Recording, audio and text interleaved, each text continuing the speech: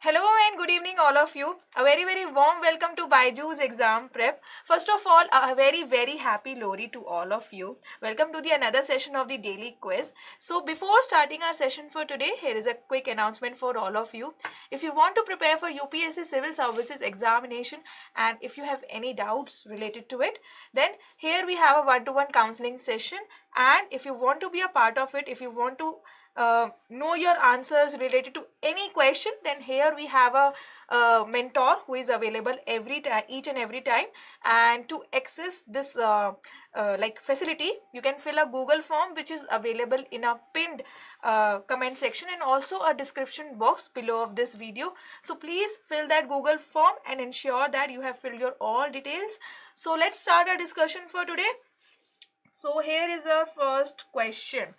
Consider the following pairs, and here we have two columns as you can see on your screen. So first column shows your harvest festival and second column shows your state. Okay, so Magh Bihu, Assam; Wangala, Kerala; Noakhai, Gujarat; Nabana, West Bengal. Okay, so how many pairs given above are correctly matched here? So only one pair, only two pair, only three pairs, or all four pairs? So how many pairs are correct here? Actually the correct answer is only two pairs, because these two are wrong. Okay, so first is right. Magh Bihu is celebrated in Assam and Nabana is celebrated in West Bengal. Then let's see why this question is here. So here is your news as you can see here. So first of all, this question, this topic we have picked from today's press release, and this topic can be related to your culture part. And what is the news here? So President's greetings on the eve of Lori, Makar Sankranti, Magh Bihu and Pongal. As you know that India is a country of festivals. So here harvest festivals are celebrated in the month of January, and today, as you know, there is a Lori festival, and day after tomorrow there is a Makar Sankranti also. So these are all harvest festivals, and why do we celebrate them? So please give your answers in the comment box. Our team will definitely evaluate that. So my question again, I'm repeating, why do we celebrate these kind of a harvest festivals in the month of January? So here we have two reasons. I hope you know that. So please share your answers in a comment box. Now moving towards a description here. So here we have harvest festivals, and you can see the state in another column. So Makar Sankranti, as you can see here. So Makar Sankranti is festival. Makar Sankranti as a harvest festival is celebrated in Gujarat, Kerala, Tamil Nadu, Haryana, Himachal, West Bengal and Punjab. Okay, Baisakhi is in Punjab or Haryana. Okay, Ladakh harvest festival obviously in Ladakh region, Zanskar and Kargil. Okay, Lori, Punjab. Bohag Bihu. Actually, there are three types of Bihu festivals. One is this Bohag, one is this your this Magh festival, and one is this your which is celebrated in your Kartik month. So this Bohag Bihu is again Assam, and your Magh Bihu is also in Assam. Okay. So Wangala in Meghalaya and Assam, Ka Pumbalang, Nogkrem, Meghalaya. Okay. Noakhai, Odisha; Nabana, West Bengal; Onam, Kerala; Pongal, Tamil Nadu; Vishu, Kerala and Karnataka; Gudi Padwa, Maharashtra, Karnataka and Andhra Pradesh. Okay, so these are all your harvest festivals. Their names are different. In fact, some states are also different. You can see that, but their major aim is to celebrate the harvest season. Okay, so please share your answers in the comment section. Why do we celebrate these harvest festival? What is the geographical reason, and what is the agricultural based reason also? Okay, so next question is here on your screen. Consider the following statements regarding Swami Vivekanand. Swami Vivekanand, he is a very famous personality. So my dear students, for history part you have to read and revise your all major personalities. Okay, because they are very important. UPSC can ask questions from it, in fact in your mains also. So here our statements are related to your Swami Vivekanand. So first statement is here: in response to Maharaja Ajit Singh of the Khetri state request in 1893, he adopted the name Vivekanand. Second statement: in 1899, he founded the Belur Mutt. Third statement, he served as a principal disciple of the 19th century mystic Ramakrishna Paramhans. I hope this question is very, very easy for all of you. So if you are reading about Swami Vivekanand, because Swami Vivekanand is not that personality which needs introduction. So let's see how many of you are correct in this question. So how many of the above statements is or are correct here? Only one, only two, all three, or none? So here first statement is right, second statement is also right, and third statement is also right. So here all three statements are absolutely right here. Now why this question? Because today there is a press release. Okay, and again this question can be related to your culture part. And here what is the news? So our Honorable Prime Minister Narendra Modi ji realized Swami Vivekanand vision India and took himself to carry forward Vivekanand mission by developing India into Viksit Bharat, says Dr. Jitendra Singh. Okay, so this is the news. Okay, now let's see, now let's understand about Swami Vivekanand in detail. So Swami Vivekanand was born on 12th January 1863. Okay, and his real name, his initial name was Narendranath Dutt. Okay. In fact, his birth anniversary is also celebrated as National Youth Day. Okay. Please, so 12th January, just a few days back, this date is celebrated as National Youth Day also. Okay, so he brought Indian philosophies of Vedanta and Yoga. Okay, so this is his philosophy, and he also advocated what? Neo Vedanta. Now what is this Neo Vedanta? So Neo Vedanta is that philosophy where Hinduism is influenced by Western perspectives, and he emphasized the integration of spirituality with material progress. Okay, he emphasized education as crucial for the revitalization of our homeland. Okay, iconic address, I hope you are familiar with it. So his iconic speech in 1893 at World Parliament of Religion in Chicago, this is a very, very famous speech. So he also elucidated the four paths to attain moksha. Okay, so what are these four paths? Raj Yoga, Karma Yoga, Jnana Yoga, and Bhakti Yoga. Okay, now, Netaji Subhash Chandra Bose also referred to Vivekanand as the architect of modern India. Okay, he served as a chief disciple of Ramakrishna Paramhans, and he also established this Ramakrishna mission in 1897. In fact, he also established this Belur Mutt, okay, which became his permanent residence also in 1899. But yeah, he died in Belur Mutt only in 1902. So basically, his lifespan spans from 1863 to 1902. Okay, so this is all about your Swami Vivekanand. Now next question is here on your screen related to your consumer price index. So consider the following statements regarding consumer price index. So first statement is it measures the average change in the prices of goods at the wholesale level. Base year of CPI is 2004 to 2005. Okay, so which of the above statement is or are correct here? Now my dear students, one thing you have to remember here is, like, see here, though this concept is in news, but again I'm saying you have to revise your static knowledge with your current affairs. Okay, so if you know about inflation, about various index, about causes of inflation, then this question is again a very, very easy one. So which of the above statement is or are correct here? One only, two only, both one and two, neither one nor two. So my dear students, first statement is wrong here, second statement is also wrong here. So which of the above statement is or are correct here? Neither one nor two. D is the correct option here, because this consumer price index gives you this measures the average change in the price of goods at the retail level, and the base year here is 2011 to 12. Okay, that's why both these statements are wrong here. Now why this question? Let's see the context here.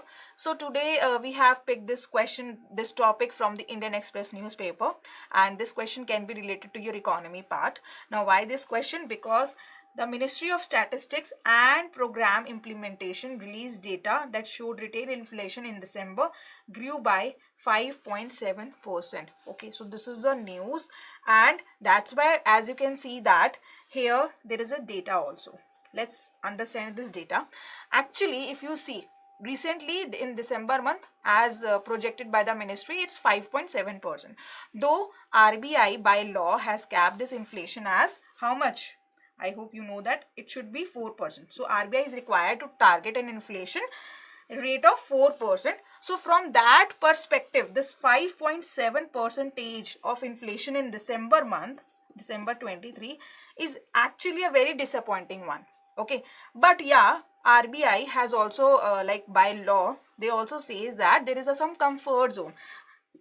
Okay, so comfort zone means, so RBI has a legally mandated comfort zone, which means within the range of that inflation part, inflation can vary. And what is this range? 2% to 6%. Okay, so this is the range. Okay, again I'm repeating. So what is this comfort zone? So RBI says that within this inflation, within this range, inflation can vary. Okay, so that's why this is called as a comfort zone. And what is this range? 2% to 6%. But yeah, in this table, as you can see here, now please focus here. So from 2014 to 2019 here, okay, basically 2018 to 19, you can see that in fact the inflation varies between 2% to 6%. But yeah, sometimes you can see that it is below 4% also. Okay, this you can say target inflation rate. Okay, this is targeted inflation rate by RBI. So as you can see that 2017 to 2018 and from 2018 to 19, okay, the target rate is below, in fact the inflation rate was below 4%. But yeah, you can see that in fact in 2 years, 2020 to 2021, it is like 6.2%, and in 2022 to 2023 the inflation rate is 6.7%. So again, that was due to COVID pandemic. Okay, because in 2020 to 2021 there was COVID pandemic, so that's why inflation rate is high there. And second reason was Russia Ukraine war. In 2022 to 2023 there was Russia Ukraine war.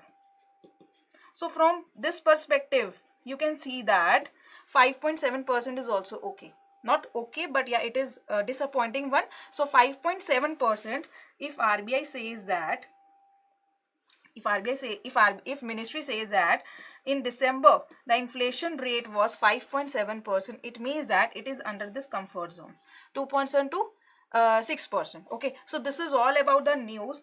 Now let's understand consumer price index. Okay, so consumer price index measures changes in the average retail prices paid by consumers for a basket of goods and services over time. Okay, and the base year is 11 to 12. Okay, now what is this retail inflation? So retail inflation is also known as consumer price inflation. In other words, you can also say that CPI, such that the price rise that consumers have to deal with.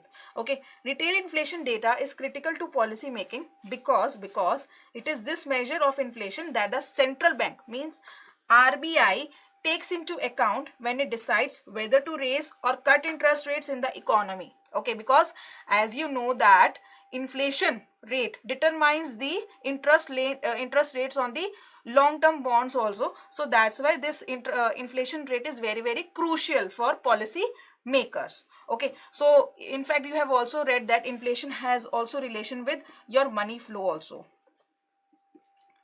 Okay, so my dear students, again a homework for you. Okay, please mention in our comment section, like if inflation increases, then what happens with the money flow, and what happens with the money flow when inflation decreases. So you have to share your answers in the comment section.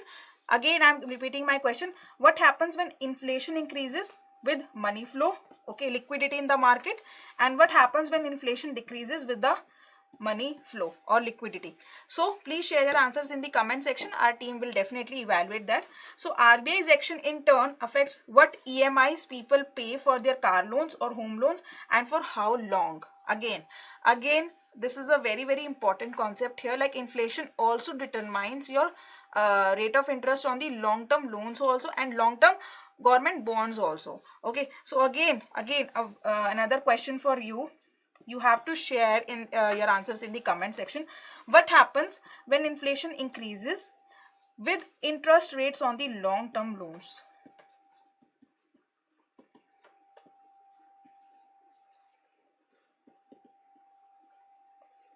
Okay, and what happens when inflation decreases with the same thing? So you have to share answers whether it increases or decreases, whether they have a directly proportional relationship or inversely proportional relationship. So both of these questions you have to address. Okay.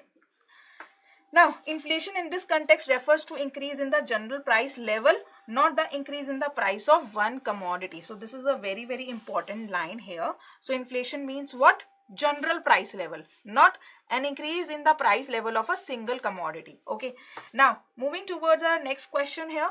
Consider the following statements regarding appointment in the Election Commission in India. Okay, so first statement, the Chief Election Commission CEC can be removed from office only through a process of removal similar to that of Supreme Court judge by Parliament. Second statement, the Constitution does not lay down a specific legislative process for the appointment of the CEC and ECS election commissioners. So which of the above statements is or are correct here? One only, two only, both one and two, neither one nor two. So here first statement is also right, second is also right. So both one and two are right here. Okay. Now why this question? Because today there is a news in the Indian Express and this question can be related to your polity section. Now what is the news? So Supreme Court declines to stay new law on picking chief election commissioners and election commissioners also. So the Supreme Court declined a request for an interim stay of the new law excluding the chief election commissioners and your election commissioners excluding the Chief Justice of India from the panel to select the chief election commissioners and your election commissioners. So this is your news here. Now let's understand more about this. So yeah, chief election commissioners and election commissioners, how they are currently appointed. So first of all, let's understand about Election Commission of India. Okay, so it is a very, very important body, okay, which looks after your what? Union and state elections. Okay, first thing. Second thing, it doesn't consider your panchayats and municipality elections. It only considers your what? Union and state election. Doesn't panchayat and municipalities. It means it looks after your Lok Sabha, Rajya Sabha and state legislative assemblies elections. Okay. Now, coming to our chief election commissioners and election commissioners. So currently we have so please share your answers in the comment section also, like who is the current chief election commissioner. Okay, please share your answers in the comment section. Current chief election commissioner. So today you have 4 questions to share your answers. So please share that. Our team will definitely evaluate that. Now coming back to our discussion. So the constitutional provisions, if we talk about, so part 15 talks about this, and it also talks about that we have 5 articles here, 324 to 329. Okay, now the constitution does not prescribe a particular legislative procedure for the selection of chief election commissioners and election commissioners. Also, they possess the authority to resign at their discretion or may face removal before the completion of their term.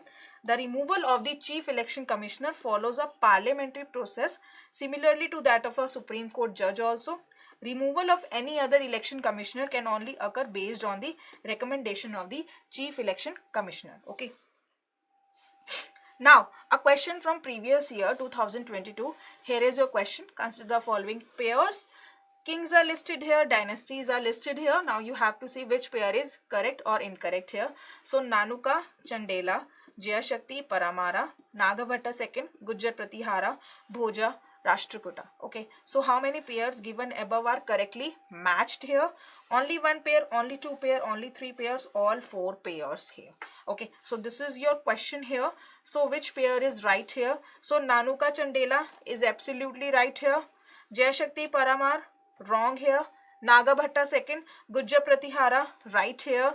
Bhoja, Rashtrakuta, wrong here. So 2 pairs are right here, first one and third one. Okay.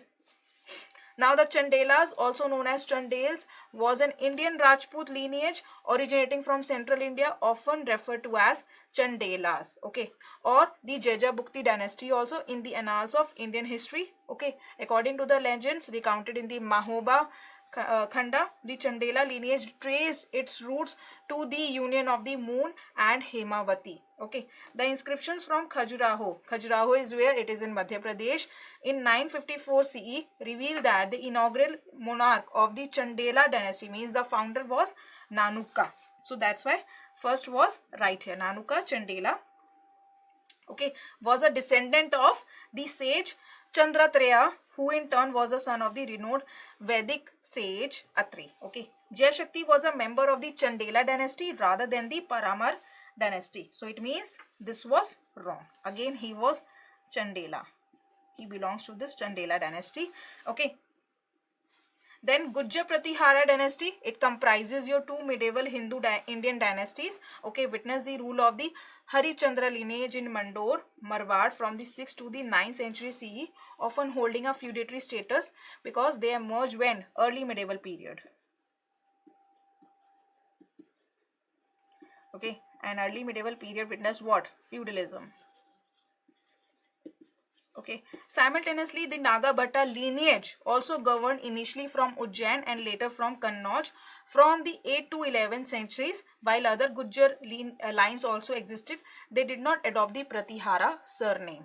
In the complex and poorly documented wars of the early 9th century involving Pratiharas, Rashtrakutas and Palas, I hope you know that, tripartite struggle.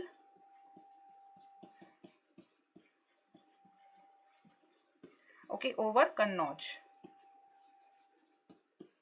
Okay, so Nagabhatta II played a significant role. Okay, Nagabhatta II emerged as the most influential ruler in northern India, establishing Kannauj as his new capital. Okay, his son Ramabhadra succeeded Nagabhatta II around 833 CE. So please read about this tripartite struggle also, between which dynasties?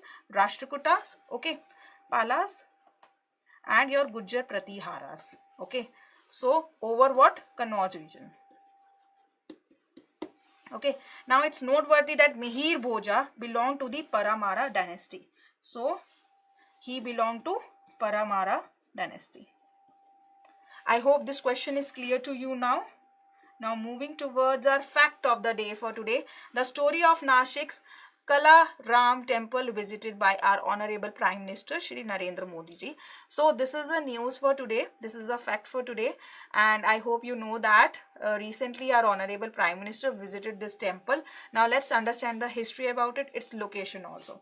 Okay, so yeah, Kala Ram Mandir. So where is it? It is on the banks of the Godavari river in Panchavati area of Nashik, Maharashtra. Okay. Now, it also belongs to your Ramayana story also, Ramayan. Okay, actually here Ram along with Sita and Lakshman, they also spent the first few years of their 14 years exile in Dand Karyana, the dense forest in central India, of which Padma Panchavati was a part. Okay, the name Panchavati comes from existence of 5 banyan trees in the area. According to the epic, Lord Rama, Sita and Lakshan set up a hut as a presence of 5 banyan trees, made this region auspicious also. Even this is a place where Ravan also abducted Sita. Okay.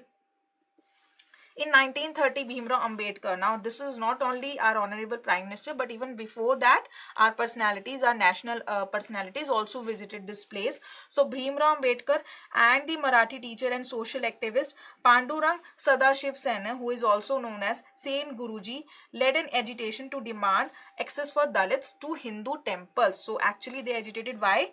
Entry of Dalits to Hindu temple. So that was their motive.